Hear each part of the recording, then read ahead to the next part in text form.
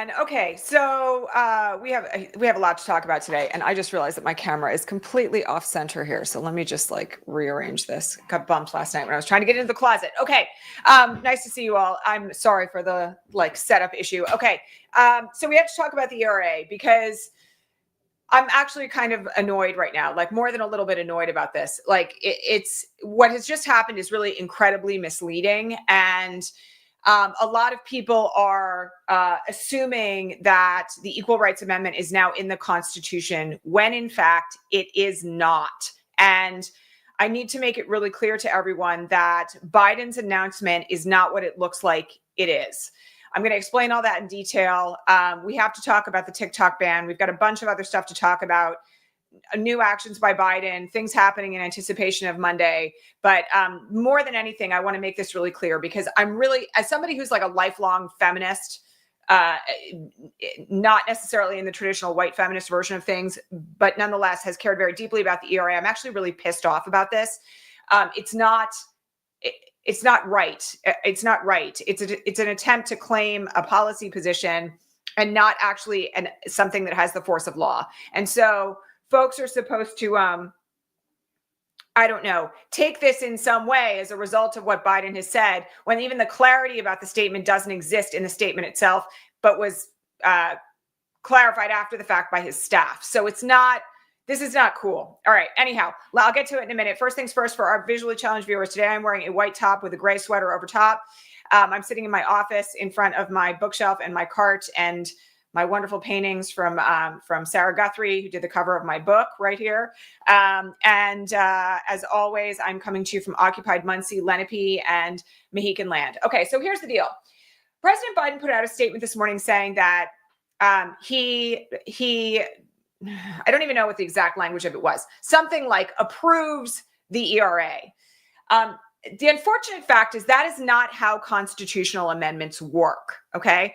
And there are very specific deadlines attached to the ERA that are long gone. So let me just like give everybody a little bit of a history here. Okay, so when our Congress passed, so the way in which constitutional amendments have to be passed is that Congress has to pass it by like a 2/3 ratification, and then a certain percentage, I think it's actually a 3/4 ratification, and then 2/3 of the state legislatures actually it might be the other way around. 3/4 of the state legislatures have to approve it.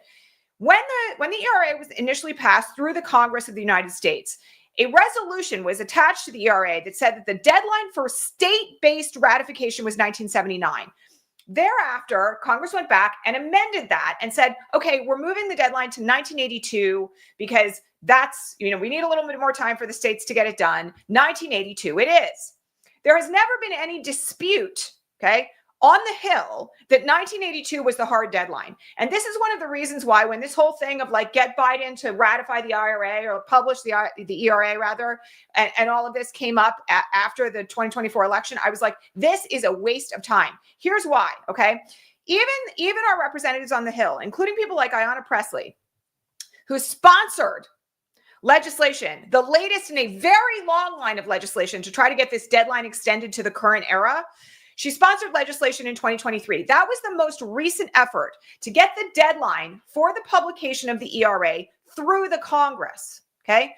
Until Congress extends the deadline, the ERA cannot be published by the National Archivist. And the National Archivist herself said months ago, before the 2024 election, before any of this went down, that she could not and would not publish the amendment to make it officially a part of the Constitution because she didn't have the authority to do it unless Congress or the courts intervened.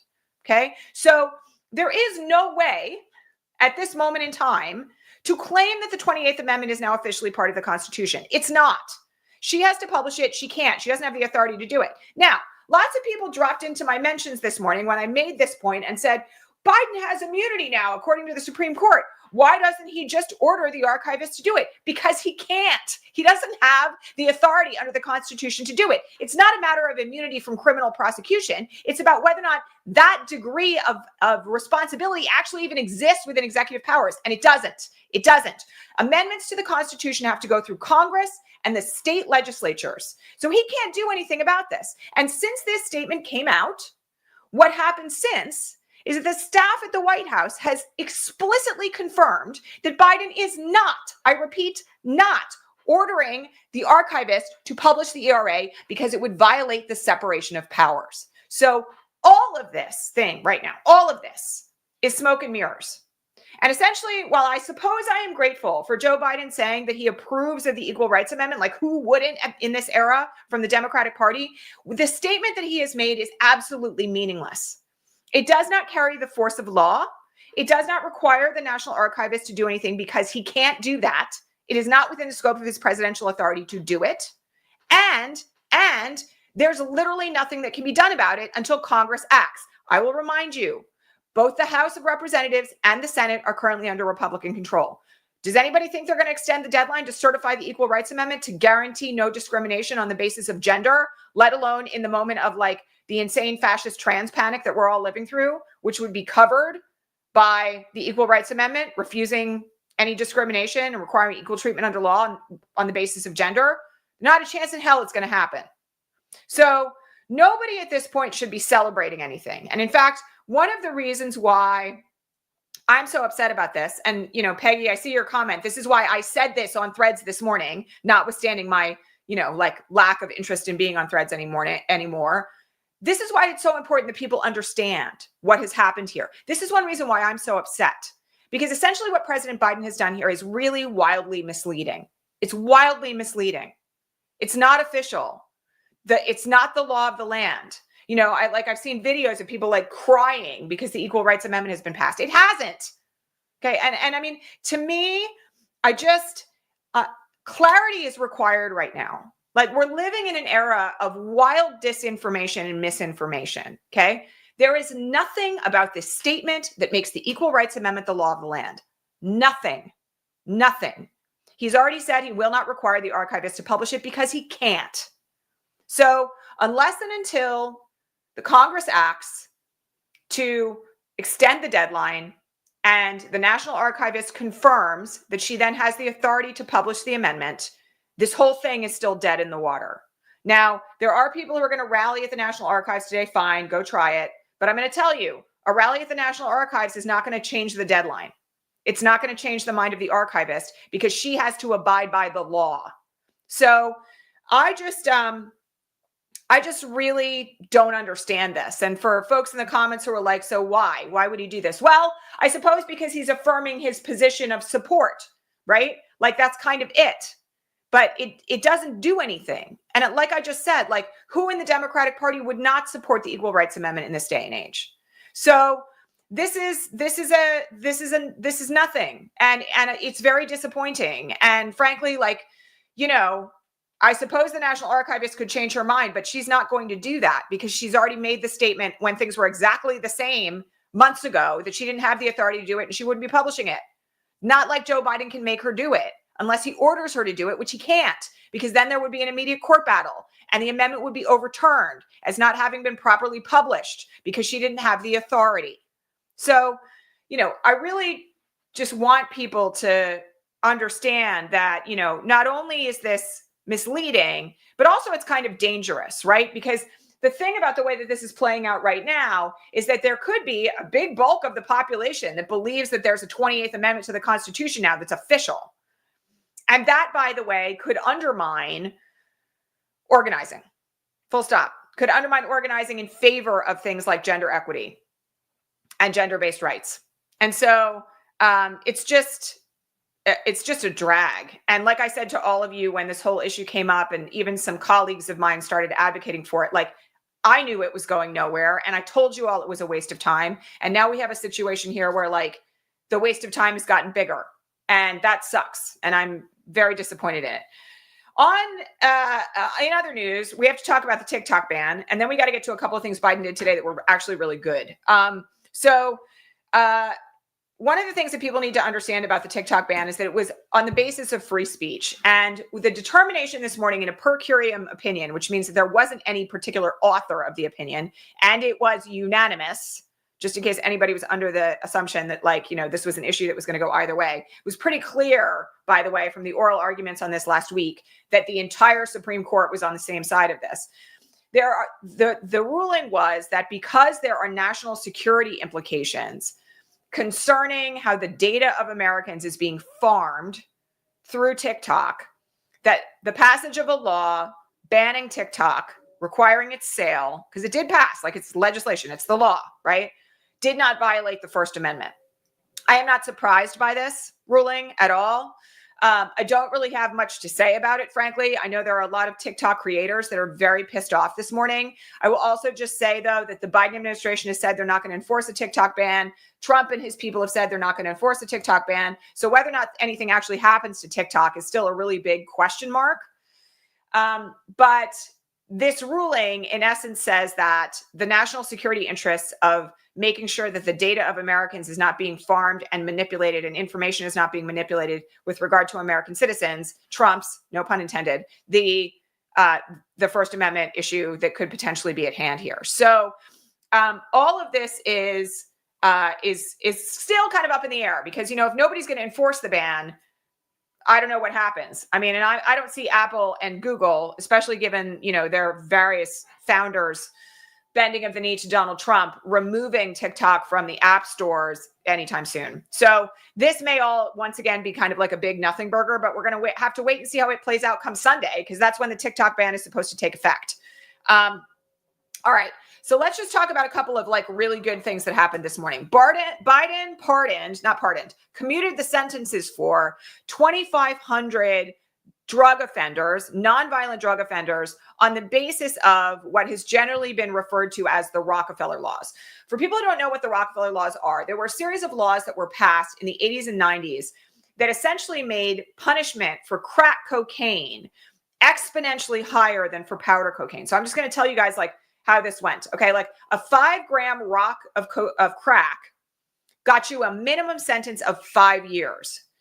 In order to get the same sentence for powder cocaine, you had to be arrested with 500 grams of powder cocaine on your person. And the reason for this, as everybody understands, is that crack cocaine was predominantly dealt in Black communities, and therefore the effect of the Rockefeller laws was that nonviolent drug possessors, not distributors, not sellers, nonviolent drug possessors went to prison sometimes for life in predominantly Black numbers because of the disparate sentencing between crack and powder cocaine. So the commutation of these sentences is long-awaited justice. It's something, by the way, that those who have been seeking racial justice in the context of imprisonment and in relation to prison abolition have been asking for literally for decades. I mean, I remember learning about the Rockefeller laws the first year that I was in law school, which was in 1994, okay, 31 years ago. And so that's how long some of these folks have been waiting for justice. And this is long overdue. I woke up very pleased about it. It was the first thing that came up across my notifications this morning, and I was really glad to see it. The other thing that Biden has done today is that he has added a whole new series of drugs to the list of drugs that are now subject to Medicare negotiation to try to drive the prices down. Many of these drugs are drugs that we already know are on the chopping block potentially for price hikes, severe price hikes due to Trump's threatened tariffs. So Wegovy and Ozempic, these drugs that have been shown, in addition to having tremendous effect on people with diabetes and otherwise, are also weight loss drugs that wildly improve the health of the people who take them. Okay. The thing about these is that some of the main, you can't make this stuff up. Some of the main ingredients are created in places like Denmark, which, by the way, owns Greenland, which, by the way, has now been threatened with sanctions by Trump if Greenland isn't colonialized by the United States by rote. So one of the things that Biden is clearly trying to do here is to protect the pricing of certain drugs that are under threat thanks to what Trump is threatening. In addition to that, there are breast cancer drugs on this list and other drugs that really people rely on to stay alive and vastly improve health. And also, by the way, reduce pre-existing conditions.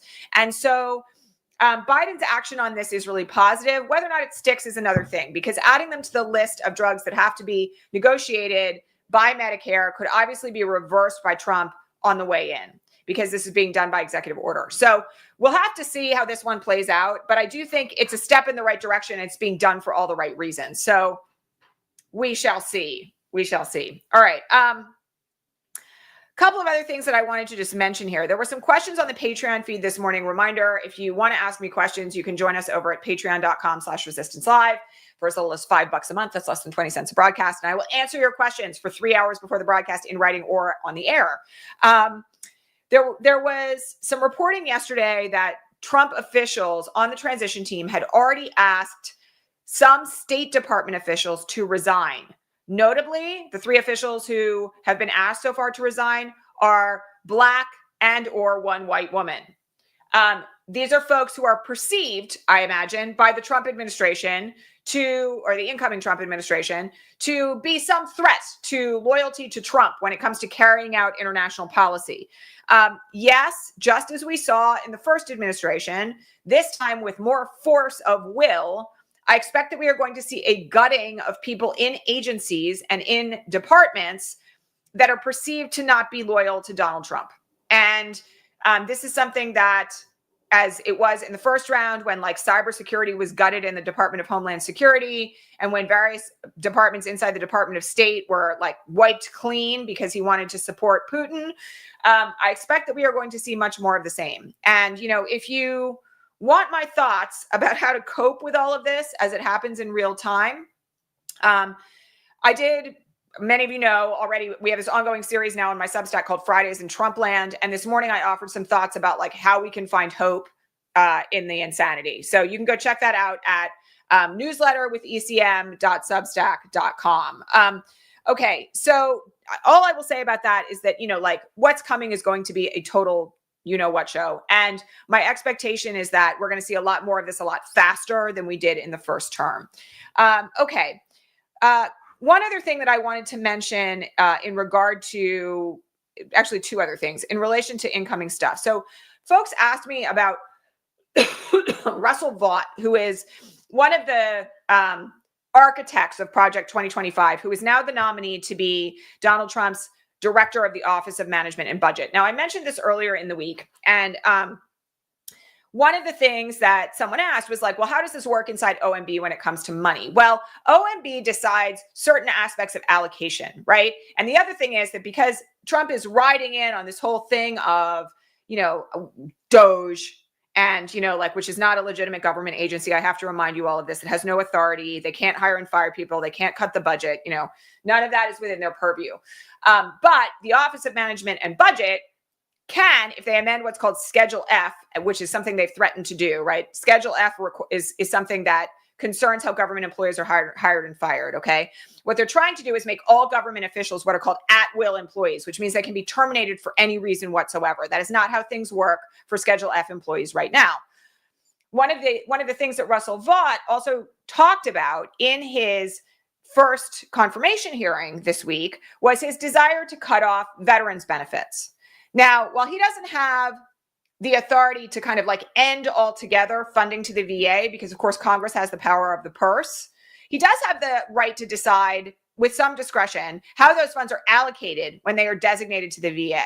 And how this plays out is really kind of anybody's guess. But I will just tell you all, given what's signaled in Project 2025, there is very serious concern at this point about what having this man in this role is going to mean for all kinds of things related to how the federal government runs, how money is allocated, how hiring is conducted, who gets to stay and who doesn't, what Doge is going to be able to impose by going through OMB. I mean, there's a lot here to worry about. And so I just want people to be aware. This is one reason why I've been flagging this guy in particular. I know that Hegseth and Tulsi Gabbard and RFK Jr. and, Pam Bondi and some of these other bigger names are the ones that people have been mostly focused on. But this guy is really scary.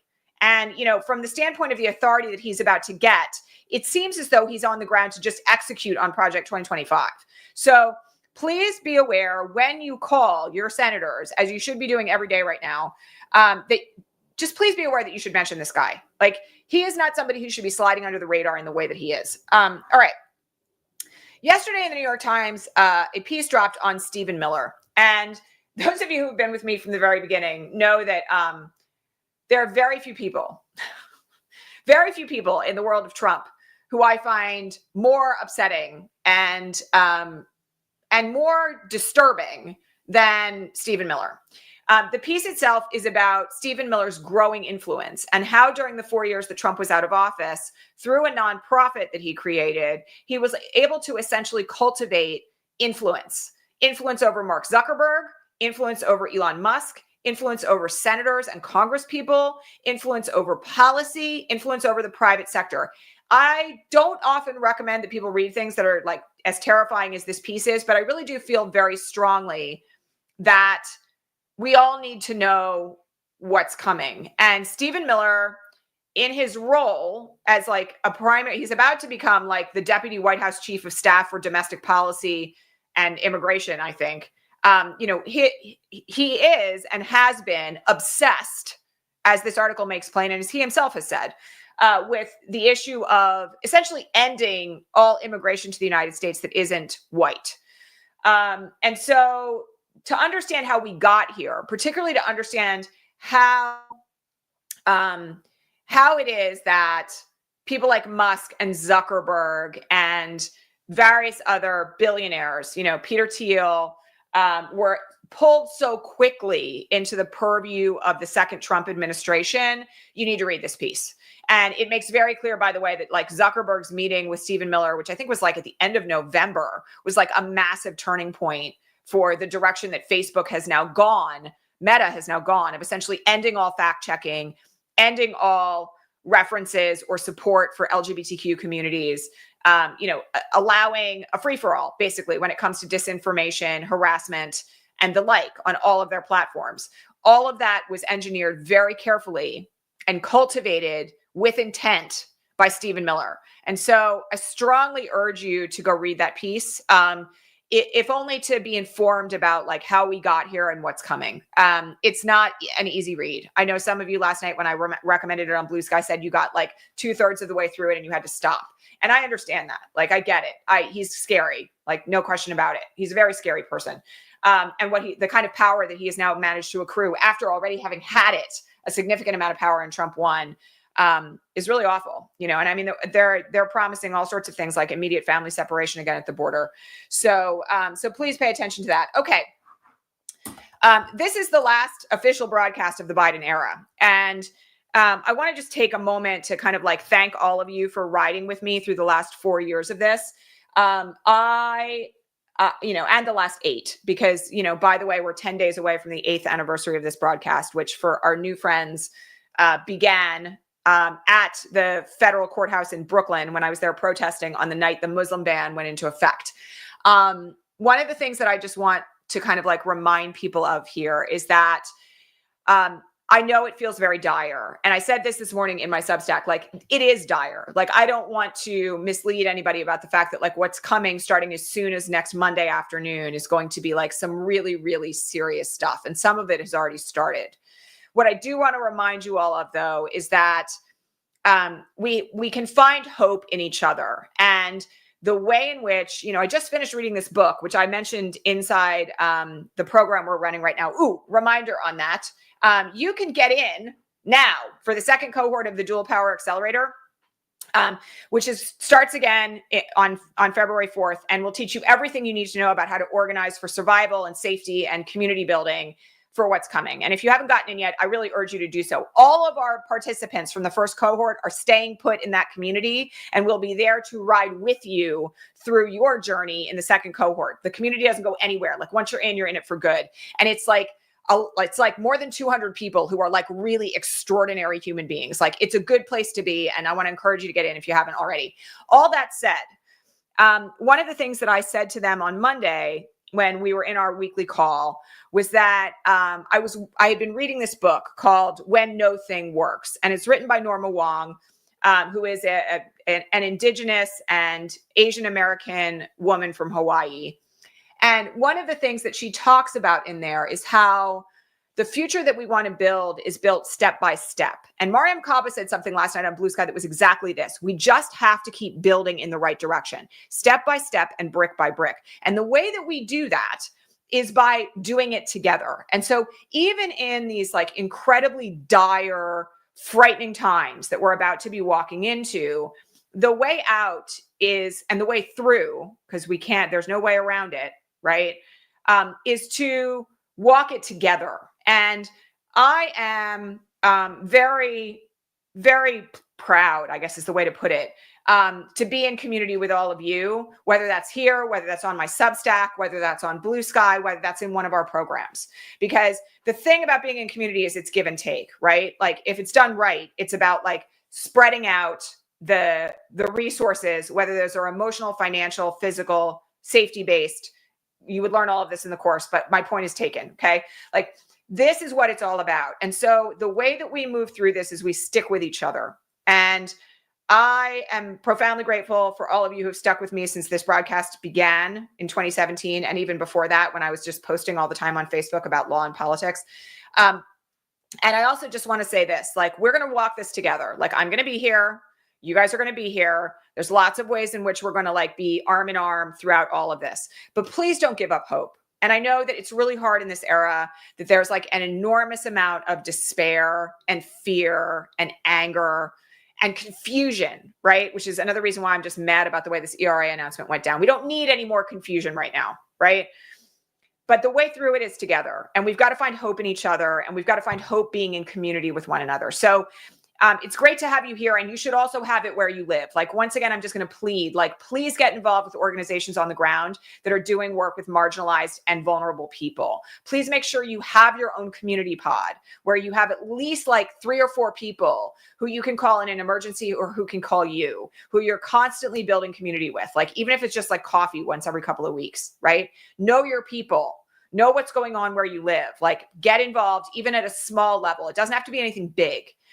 But the point right now is that like we all really need to be in caretaking with one another. We need to be living into a politics of caretaking of one another so that like we are taken care of, and those we love are taken care of, and those who are vulnerable and marginalized are taken care of. And bit by bit and brick by brick, we will get through it together. We just have to stay focused on that, on our connection, on our goodness, on our humanity. Because those little connections, however frayed they may seem, however fragile they may feel, are the things that are going to guarantee our survival. So I want to thank you so much for being here this whole time. I will not be broadcasting on Monday. I am going to watch the inauguration, but I'm also going to be doing some MLK-based stuff, and I have some classes to teach in our ongoing Dual Power Accelerator. So I will be back on Tuesday at regular time for our Patreon subscribers, and if you are not one yet, you may want to join us. There will be a broadcast on Sunday for Progressive Coffee Hour, which is our more loosey-goosey, ask me anything kind of broadcast every week. So you can get in on that if you would care to. And I will see all of you on Sunday for like the final day of the Biden administration. Woo! Kind of can't believe like this is where we're at, but here we are. Okay, so I will catch you all here back on Tuesday, regular time, or I will catch you on Progressive Coffee Hour on Sunday if you are part of our Patreon subscribers. And I just want to wish you all like as much peace as you can find this weekend. Like, please get grounded, spend time with people that you love, get out into nature if you can. It's going to be freezing here on the East Coast, but like bundle up and go for a walk if you can.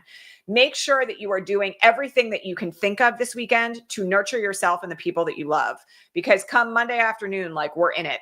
And, I love you guys. That's all I have to say. I know the inauguration has been moved indoors due to weather. It's fine. It's going to be like under 20 degrees in Washington, D.C.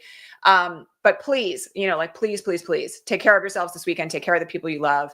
And I will catch you all back here on Tuesday at regular time. All right. Lots of love, everyone. Let's like live into the future that we want to see right now. Please live into these principles of like caretaking and peacefulness and, unity and, intersectional connection. Let's live into the future that we want, even though it seems like, a really long way off. We can't get there if we don't start doing it right now. All right. Take care, everyone. Have a peaceful weekend, and I'll catch you all here on Tuesday. Bye.